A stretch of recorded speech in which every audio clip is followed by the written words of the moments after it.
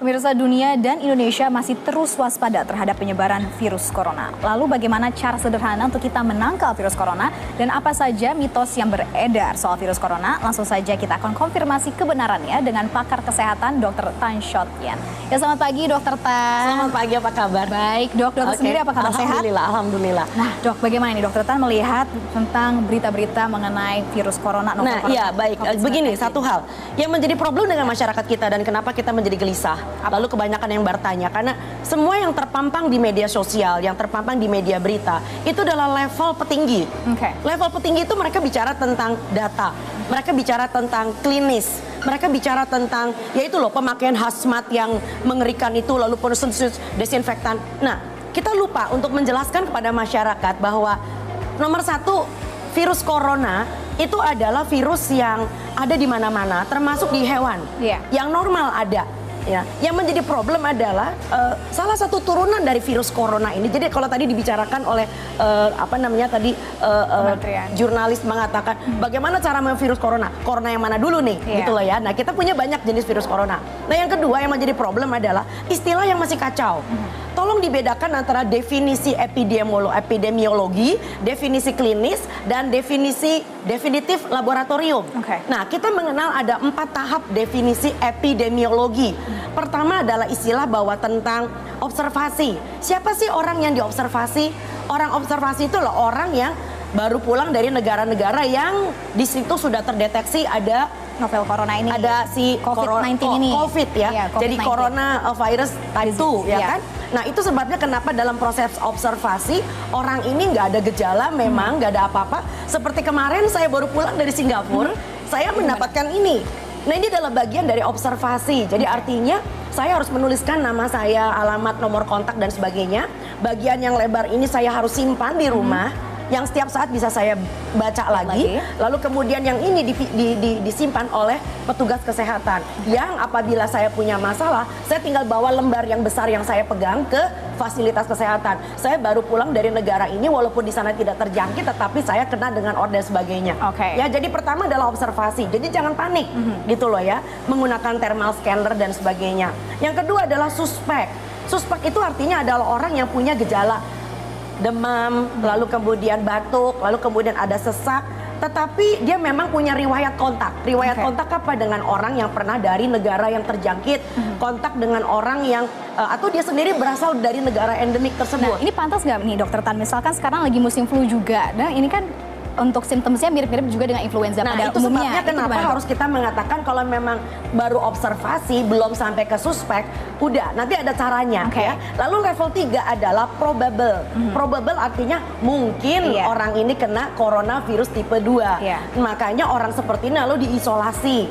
Tapi bukan berarti orang ini kena virus corona tipe 2 yang sekarang lagi heboh. Bisa aja dia kena virus yang lain gitu ya kan, atau virus pan-corona. Pan-corona artinya adalah virus-virus corona yang lain, tapi bukan tipikal yang COVID-2. Lalu kemudian yang terakhir adalah baru konfirmasi kalau COVID-2-nya positif. Alhamdulillah sampai kita yang di negara kita sampai nomor 4 itu belum ada. Ya kan?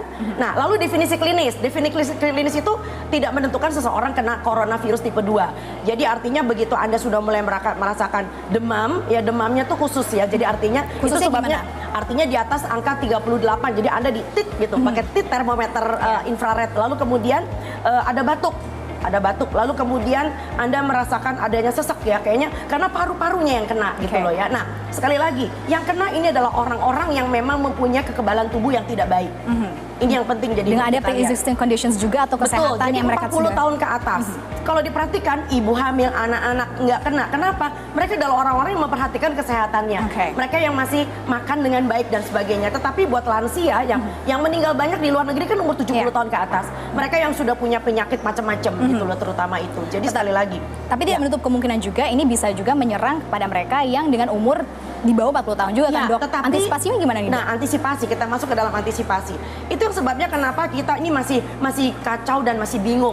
Pertama kita harus menerapkan dulu yang disebut dengan antisipasi level rumah tangga. Level rumah tangga nomor 1 adalah biasakan kita punya suami, punya anak, punya mertua, punya pembantu, siapapun yang ada di rumah itu punya kebiasaan baru. Yang saya bilang normalitas yang baru. Satu, rajin cuci tangan. Ya, tapi rajin cuci tangan kalau habis itu kita makan bakwan goreng percuma. Jadi rajin cuci tangan, rajin makan yang sehat, rajin kena matahari dan tidur yang cukup selama 7 jam. Rajin itu seberapa banyak dok frekuensinya Yang cuci normal, tangannya? normal. Jadi artinya begini, setiap kali kalau misalkan jangan jadi kayak orang obsesif kompulsif ya, dikit-dikit lihat keran dicuci tangan. Itu jadi nggak normal kan. Rajin itu dalam pengertian gini, apabila Anda sudah merasa udah ngerjain macam-macam dengan laptop segala macam, lalu kemudian kayak kok panas ya udaranya nggak enak, sebelum kucek-kucek cuci tangan dulu. Setiap kali kalau ke WC mau pipis cuci tangan. Kalau menurut saya itu yang, dan menghindari sentuh wajah itu benar dok? Betul, karena apa? Kan ada kemungkinan kan orang kayak bersin segala macam kan, ada yang ciprat kiri kanan, jadi kebiasaan cipiki-cipika. Nah itu normalitas yang baru, tolong dibuang dulu. Ya. Nah lalu kemudian yang lebih penting lagi apa? Kena matahari. Ya, banyak orang itu tidak kerjanya, udah kerjanya jamnya amburadul. Kamu cuma tidur 5 jam sehari, ada yang cuma 3 jam. Lalu nggak pernah kena matahari, kerjanya di kantor, kerjain lembur tiap hari. Orang ini walaupun umur 30 tahun juga rentan. Riskan. Karena apa? Daya tahannya tidak baik ya. Berarti matahari, kena matahari berapa jam sehari dok? Ini biar mereka bisa nggak pakai berapa jam. Kena matahari aja jam ya? 10-15 menit ketika ada ultraviolet B. Karena Anda membangkitkan vitamin D3 Anda dalam tubuh. Berarti ya? untuk yang ngantor nih bisa ngopi buat yang dulu, ngantor. gitu juga kan? buat yang pakai hijab. Nah banyak pasien yang kalau saya cek yang pakai hijab itu vitamin D3-nya jelek banget. Biasanya di bawah angka 30, boro-boro. Bahkan sampai angka cuma 10. Berarti tipsnya apa nih dok untuk yang berhijab? Tipsnya adalah kita rajin kena matahari. Jadi biasakan, nah itu normalitas yang baru sekali lagi. Yang kedua adalah level di pekerjaan, workplace dan sekolah. Misalnya apa? Anak-anak dibiasakan jam 10 pagi olahraga, ya kan? Lalu kemudian jam 10 pagi ada kebiasaan meregang. Lalu kemudian kena matahari. Jangan bosen gitu loh ya. Dari satu building ke building yang lain. Jangan enak pakai metro, enak kan pakai AC. Coba kena matahari nggak apa-apa kok. Ya, lalu kemudian di workplace itu yang penting adalah ini, cleaning service dibiasakan.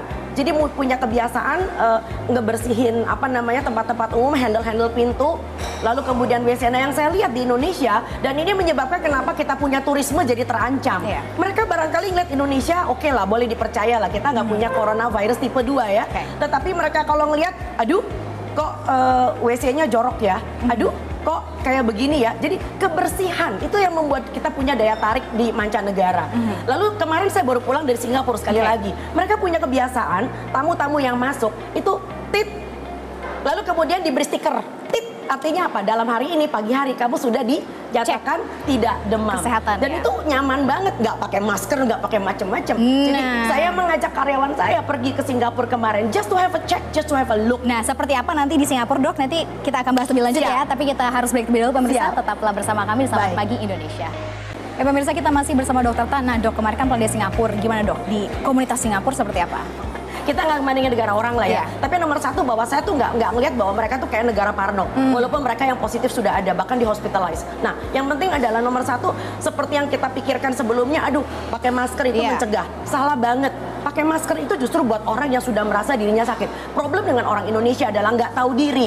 Nah, nggak tahu diri ini yang membuat haji. Lalu kemudian orang lain, kok jadi gue sih yang bisa kena gitu loh ya. Kebiasaannya lagi. Jadi, nah sekali lagi ada level rumah tangga, level komunitas, ada lagi level kerja, level wilayah kerja, working space dan community.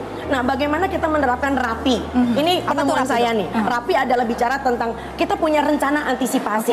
Di tempat kalian kerja, di tempat sekolah, udah ada nggak rencana antisipasinya tuh apa? Ya misalnya kalau ada anak demam, jangan ibunya bilang, saya takut anak saya ketinggalan nggak sekolah. Ada yang demam, aduh nanti gaji gue kurang karena gue nggak dapat uang makan dan sebagainya. So, rencana antisipasi. Kalau orang ini perlu karantina diri selama 2 minggu di rumah, kira-kira bagaimana dia kerja online? Ya kan? Lalu yang kedua adalah pengkinian informasi. Pengkinian informasi adalah yuk kita masuk ke dalam website pemerintah. Ya, karena itu adalah website yang bisa dipertanggungjawabkan. Hentikan tentang hoax. Hentikan WhatsApp group ya, gitu ya, udah. Kita juga bukan orang yang ngerti banyak tentang virus. Kita bukan ahli virologi. Yang ada jadi hoaxnya makin-makin. Minum air putih lah, minum jahe lah. Ampun deh, airnya sarana jualan. Indonesia banget kan. Lalu kemudian implementasi itu yang penting. Implementasi terutama adalah bagaimana pelaksanaan kita sehari-hari. Jangan sampai minum air putihnya banyak seperti kata hoax, habis itu dia tetap makan sembarangan, makan sembarangan, yeah. ya lalu kemudian jorok hidupnya, lalu kemudian nggak pernah kena matahari, tidurnya cuma 3 jam dalam sehari, ini nggak masuk akal sama sekali. Tetap harus menjaga kesehatan tubuh ya dok. Nah tadi kan dokter udah bilang jangan percaya hoax atau mitos-mitos. Sekarang kita pemirsa kita ada beberapa mitos atau mungkin ini yang hoax atau tidak bisa dijawab langsung ya oleh dokter Tan dok. Coba kita lihat ya, ada grafiknya beberapa nih dok. Mungkin yang paling pertama itu adalah bisa kita lihat nih, virus corona dapat dicegah dengan rutin minum air putih dan menjaga tenggorokan lembab. Itu yang saya mengatakan, mau lembab mau enggak tenggorokan kita memang udah lembab. Kalau nggak lembab kita harus sakit leher. Berarti ini hoax ya dok? Ya, minum air putih yang banyak itu baik, sesuai dengan kebutuhan. Karena kita negara tropis, tapi bukan untuk mencegah virus. Untuk mencegah dehidrasi? Mencegah dehidrasi. Oke, next coba ya, katanya ini subkelelawar penyebab virus corona. Ya, sampai sekarang sebetulnya negara-negara maju itu termasuk WHO sedang mencari sumber penularan. Karena corona itu adalah sebetulnya adalah famili dari virus yang ada di mana-mana. Anjing kamu, kucing kamu juga punya coronavirus gitu loh ya. Makanya vaksinasi hewanmu. Sebab yang kita takutkan adalah mutasi. Bagaimana virus yang tadinya biasa terdapat di dalam hewan, lalu pas sedang kita lagi apes, lalu dia masuk ke dalam kita, lalu dia bermutasi menjadi virus yang bisa menyerang orang. Dan deadly. Jangan lupa normalitas yang baru, vaksinasi hewan peliharaan. Vaksinasi hewan peliharaan, pemirsa. Nah, next ada lagi nih untuk hoax atau tidak. Kita tanya ke dokter Tan nih dok, katanya virus corona bisa sembuh dengan bawang putih. Bawang putih itu buat ini apa namanya anti setan. Anti setan. Anti corona. Nggak mungkin. Oke, next katanya wudhu bisa hancurkan virus corona. Insya Allah wudhu itu membuat kita punya kebiasaan cuci-cuci. Bersih-bersih. Tapi bukan tentang coronanya. Cairan antiseptik bisa bunuh virus corona. Nah itu yang bahaya. Cairan antiseptik atau gel itu kerap kali akhirnya dipakai dalam keadaan tangan masih kotor. Yang terbaik adalah dengan air mengalir dan cuci tangan. Dan tahu nggak lamanya cuci tangan mestinya berapa? Nyanyi happy birthday 2 kali. Happy birthday to you, happy birthday to you. Dengan tempo yang sedang ya dok. Happy birthday dear Cila. Anak saya hari ini ulang tahun. Oh selamat ulang tahun Cila. Happy birthday to you. Bisa sambil diulang lagi. Jadi 2 kali happy birthday cuci tangan dan itu adalah cara cuci tangan yang Berarti benar. Sekarang orang ngeborong-borong antiseptik salah ya, jangan Masya Allah, Indonesia borong masker, borong antiseptik, borong jahe. Hemat aja, nih cuci pakai air makan yang sehat, isi piringku 3 kali sehari. Ada sayur dan buah, kena matahari dan tidur yang cukup. Insya Allah. Next ada beberapa lagi nih, coba kita lihat nih. Ada mitos-mitos terkait corona pemirsa. Nah ini ada juga bagaimana nih, katanya virus dapat menular melalui udara di ruang terbuka, airborne, benar nggak dok?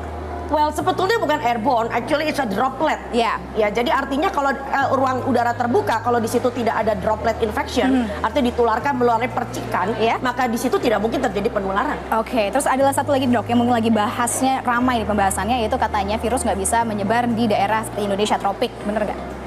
Yes and no, karena itu sama sekali belum ada tanda-tandanya. Sebab contoh ngomong, kalau seandainya orang yang terkena itu berasal dari negara yang wabah, nyampe Indonesia, bisa aja kita punya yang namanya penularan antar manusia. Ya, jadi nggak peduli tentang masalah suhu udaranya. Dan jujur ngomong bahwa virus itu dia adalah RNA. Virus corona adalah keluarga dari virus yang ribonucleic genomnya adalah ribonucleic. Dan virus-virus RNA, keluarga RNA ini mudah sekali dan tidak stabil, sehingga dia mudah sekali bermutasi dan itu yang kita takutkan. Dan berarti untuk menghadapi ketakutan ini kita harus seperti dokter tadi jaga kesehatan dengan rapi tadi ya dok. Hidup dengan rapi, punya rencana antisipasi dari kantor, dari sekolah, level rumah tangga, lalu kemudian kita punya pengkinian data, bukan data hoax tapi data pemerintah, lalu kemudian implementasinya bagaimana. Jangan ngomong doang tapi ngaco. Dilaksanakan. Indonesia bisa dan Indonesia pasti perkasa. Pasti perkasa. Terima kasih Dokter Tan sudah hadir. Selamat pagi Indonesia.